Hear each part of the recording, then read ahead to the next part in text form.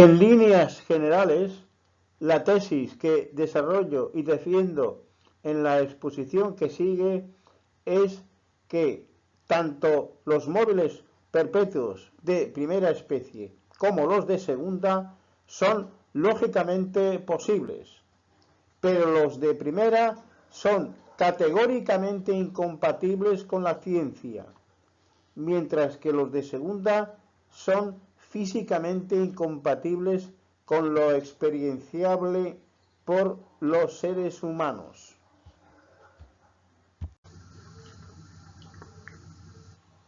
Los móviles perpetuos siempre han fascinado a la humanidad, pero al respecto de los más interesantes para la tecnología y la sociedad, los de primera especie y los de segunda, hace mucho que se concluyó su incompatibilidad con la ciencia. El término móvil perpetuo de segunda especie fue acuñado en 1892 por el químico, físico y filósofo Wilhelm Ostwald, que nació en 1853 y falleció en 1932, para referirse a los dispositivos que contravienen el segundo principio de la termodinámica.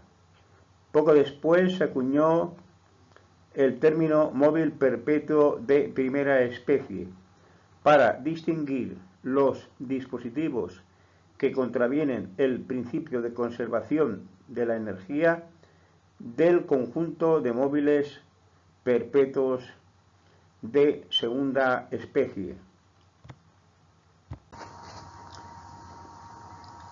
Contenido de la exposición. La exposición tiene tres partes. Las dos primeras tratan respectivamente de los móviles perpetuos de primera especie y de segunda. La tercera parte trata de móviles perpetuos teóricamente posibles.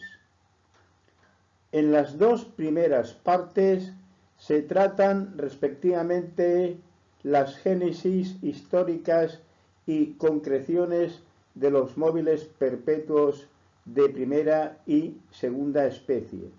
En ambas partes también se tratan respectivamente las problemáticas epistemológicas implicadas con dichos móviles.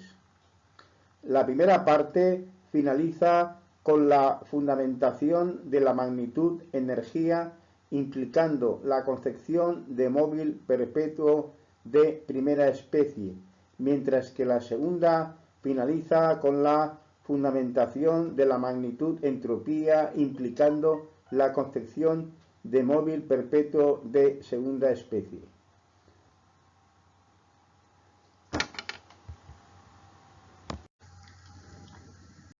Parte 1. Móviles perpetuos de primera especie. Apartado 1 de la primera parte.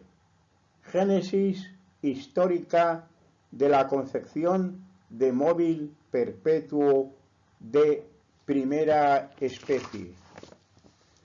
Hoy en día se definen los móviles perpetuos de primera especie como los que contravienen el principio de conservación de la energía. Así, actualmente se definen los móviles perpetuos de primera especie en base a la concepción científica de energía. Ahora bien, la aparición del concepto científico de energía tuvo lugar a principios del siglo XIX, mientras que los proyectos de móviles perpetuos de primera especie se remontan en Europa al siglo XIII, 500 años antes de la aparición del concepto científico de energía.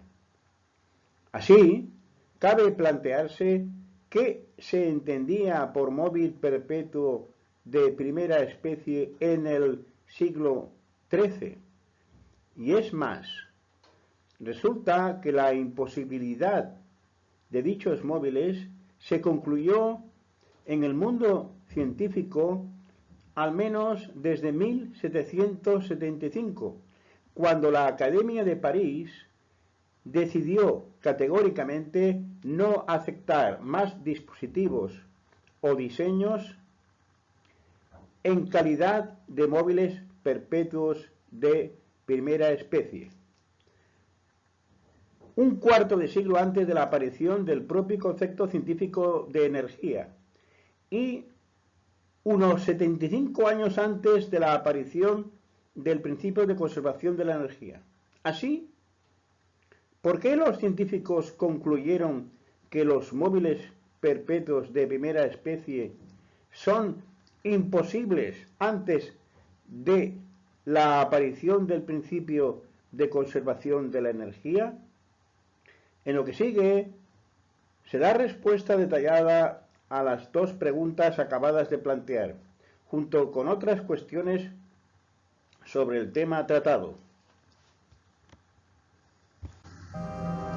Al igual que nosotros en la actualidad, el hombre medieval tenía el movimiento perpetuo presente prácticamente cada día si observaba atentamente el movimiento del Sol y, sobre todo, de la bóveda celeste.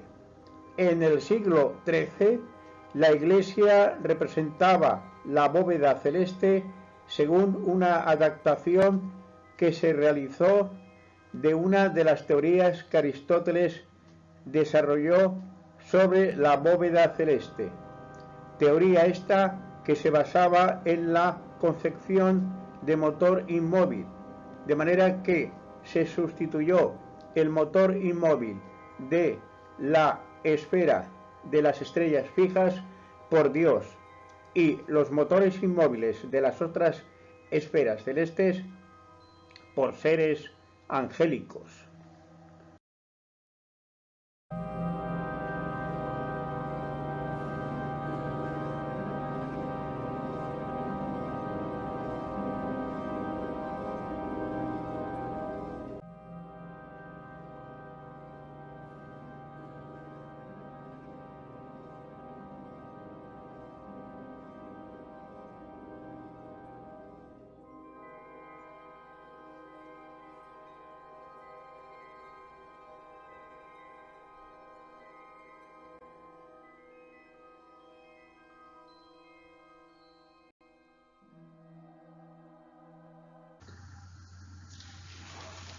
Para Aristóteles, el movimiento circular de la bóveda celeste requiere de causa externa, al igual que todos los movimientos no naturales de la física aristotélica.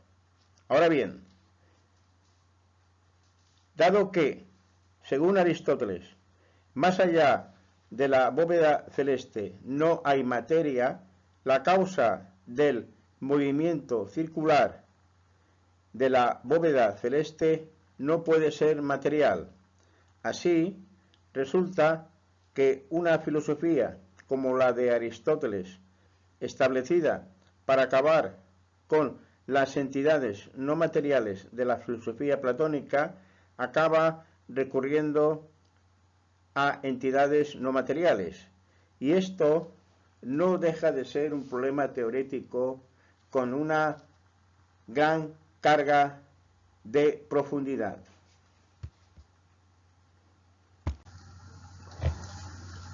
Por otra parte, al respecto, la física en la que se basa la explicación aristotélica del movimiento de la bóveda celeste tiene un problema teórico de gran importancia que desemboca en lo que se denomina la aporía de la flecha de Aristóteles. En la física de Aristóteles, el movimiento de una flecha tras ser lanzada requiere de una explicación especial. Una flecha lanzada, como todo cuerpo que no está sometido a una fuerza externa, debería de precipitarse a su lugar natural, es decir, al suelo. Sin embargo, la flecha se mantiene en el aire un periodo de tiempo manifiestamente prolongado. Según Aristóteles, es en base al horror vacui que la flecha se mantiene en el aire a pesar de no actuar fuerza externa alguna sobre ella. Cuando una flecha se mueve, a la vez desaloja, según Aristóteles, un lugar para ocupar otro subsiguiente, de manera que en el lugar desocupado se crea un vacío que inmediatamente es llenado por el aire circundante a la flecha, principalmente por el sometido a la acción de empuje de la punta de la flecha misma, estableciéndose así un flujo de aire que impulsa a la flecha por su cola. Pero esta artificiosa explicación aristotélica no explicaba por qué al final cae la flecha después de un tiempo de estar suspendida en el aire. La aporía de la flecha de Aristóteles mostraba una debilidad fundamental en la física aristotélica seguida en la Edad Media. La explicación aristotélica del movimiento de una flecha lanzada empezó a ponerse en duda en Alejandría justo al principio de la Edad Media. En Alejandría se inició el desarrollo de la denominada teoría medieval del ímpetu, en el contexto del neoplatonismo imperante por entonces. Según esta teoría, la acción inicial realizada sobre la flecha lanzada le comunica una causa de carácter interno, el ímpetu, y es este ímpetu el que sostiene el movimiento. El ímpetu pierde gradualmente su fuerza debido a la penetración de la flecha en el aire, y una vez que este impulso interno se agota, la flecha asume su movimiento natural y cae. El primero en poner en juego la teoría del ímpetu fue el neoplatónico Juan Filópono, nacido en más 490 y fallecido en 566. Juan Filópono propuso explicar el movimiento circular de la bóveda celeste por un ímpetu donado por Dios a los astros y estrellas.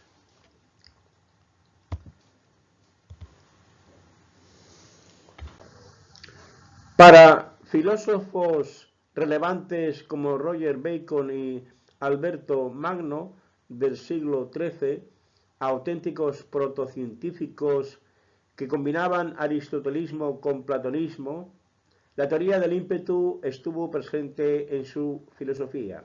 Ahora bien, como teoría de origen platónico, carecía de evidencia constatable a través de los sentidos, lo cual debió de ser un aspecto insatisfactorio para estos filósofos anclados en lo empírico. La síntesis de orientación empírica que desarrollaron ambos filósofos entre aristotelismo y platonismo implicaba, claro está, una concepción dual de alma. Por una parte, alma como forma estructural de un cuerpo vivo, en relación a Aristóteles. Por otra, alma como sustancia espiritual motora, en relación a Platón. De hecho, esta concepción dual de alma subyace en el comentario que realizó Alberto Magno sobre del alma de Aristóteles. Este comentario de Alberto Magno se denomina sobre el alma.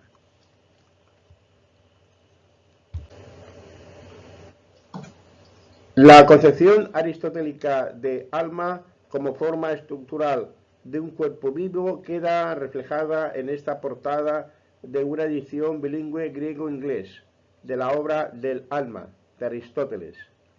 En la portada de dicha edición aparece el alma como un mecanismo interno. Ahora bien, desde el punto de vista aristotélico, lo esencial no es el material del que están hechas sus piezas, sino de la disposición que hay entre ellas.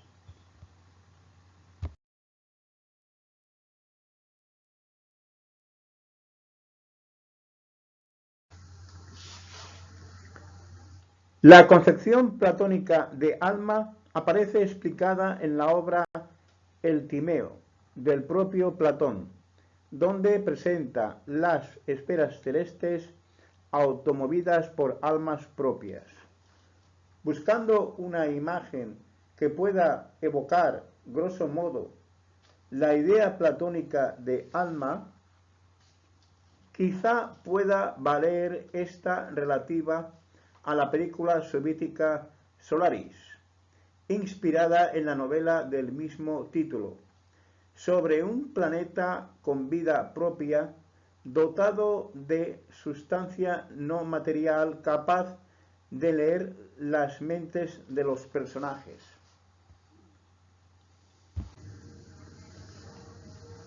En definitiva, tanto Roger Bacon como Alberto Magno vislumbraban la concepción aristotélica de alma como algo inferible de la experiencia obtenida a través de los sentidos, pero recurrieron a elementos del platonismo y el neoplatonismo para soslayar los problemas teóricos de la física y la filosofía aristotélica.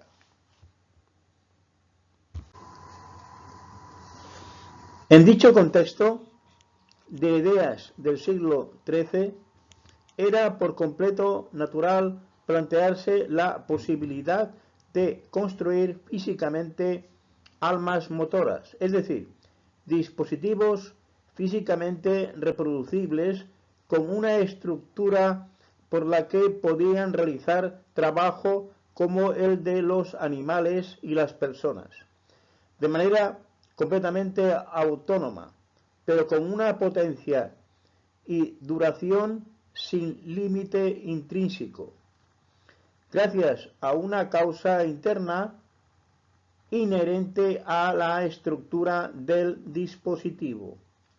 De hecho, Roger Bacon, cuando tenía algo más de 30 años, pensó en máquinas así, como puede constatarse por una epístola que envió a uno de sus amigos, que hoy en día lleva por título Del admirable poder del arte y la naturaleza.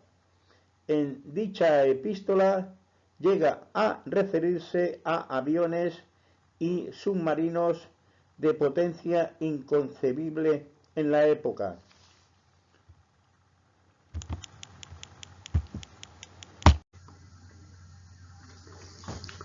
Con lo expuesto hasta ahora ya hay suficientes elementos como para hacerse una idea precisa de lo que se entendía en el siglo XIII por móvil perpetuo de primera especie, que se expone aquí a título de definición de móvil perpetuo de primera especie, sin implicar el concepto científico de energía.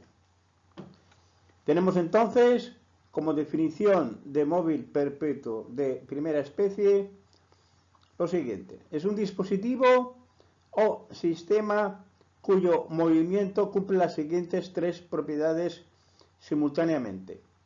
1. Se produce, de hecho, por estar implicada una causa interna del dispositivo que reside en la naturaleza de su estructura, es decir, causa eficiente que actúa como causa interna del sistema dado. 2.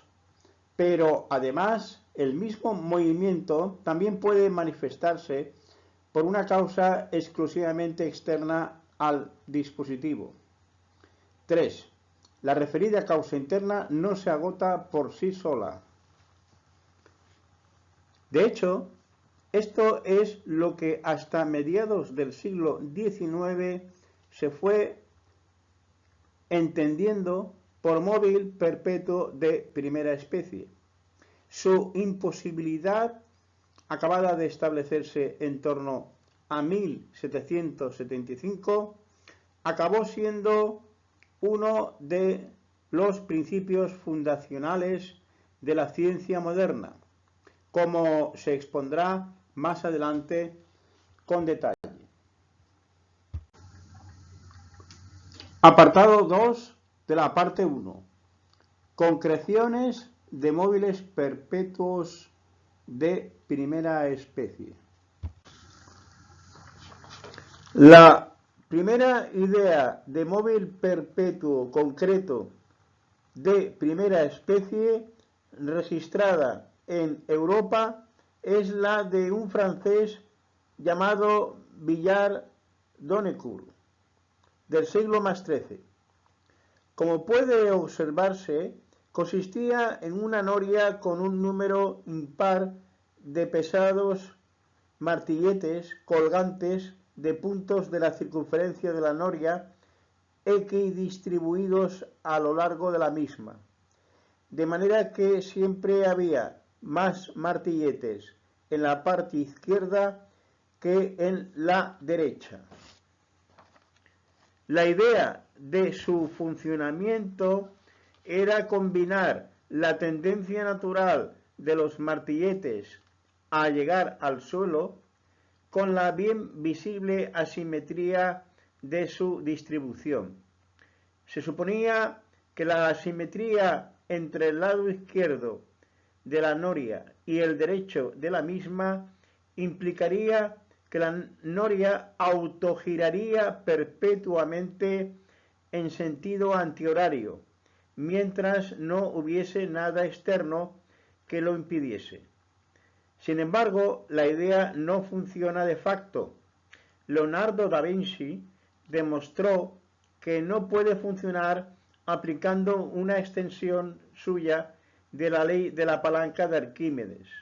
Hoy en día se diría que no gira porque el momento de fuerza resultante de los martilletes de la izquierda contrarresta al momento de fuerza resultante de los martilletes de la derecha. He aquí un fotograma de una simulación de un móvil perpetuo de primera especie, que en el vídeo que sigue empieza a los 3 minutos 15 segundos. Se trata de una variante contemporánea de la noria de Villard-Donnecourt. En la realidad digital de la simulación, el móvil funciona perfectamente como móvil perpetuo de primera especie, de manera que alguien poco atento a la física puede acabar pensando que el dispositivo puede generar energía eléctrica gratis y limpia. La noria del vídeo corresponde a un artilugio español de un tal Manuel Castillo, de la provincia de Almería. Esta noria también presenta una asimetría entre la parte izquierda y la derecha. Ahora, bien, ahora resulta que la asimetría se debe a que las pesas de la izquierda tienen más brazo de palanca que las de la derecha, de manera que se produce en principio un giro antihorario. La asimetría entre izquierda y derecha se consigue de manera continuada por la acción de unos motores eléctricos internos, uno por pesa, que van moviendo las pesas oportunamente por cada uno de los radios. Ahora bien, los motores consumen una carga eléctrica que a lo sumo puede recuperarse por la acción de la gravedad sobre las pesas de la izquierda, pero de ninguna manera la noria puede acabar proporcionando flujo neto de carga eléctrica en forma de corriente eléctrica.